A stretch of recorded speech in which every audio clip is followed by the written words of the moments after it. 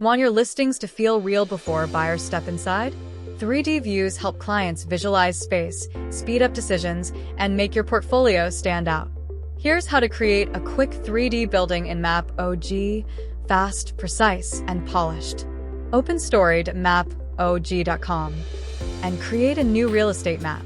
Click Add Story, then Add Manually. Go to Select Category Settings and set tidy categories so points are organized. Choose the right category for your building.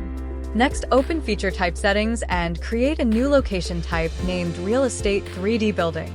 Set feature type as Polygon. Buildings need polygonal areas. Add attributes like address, status. Then save. Now select that feature type from the drop-down. You can search the building location by coordinates. Next, click the polygon icon to draw a polygon around the building.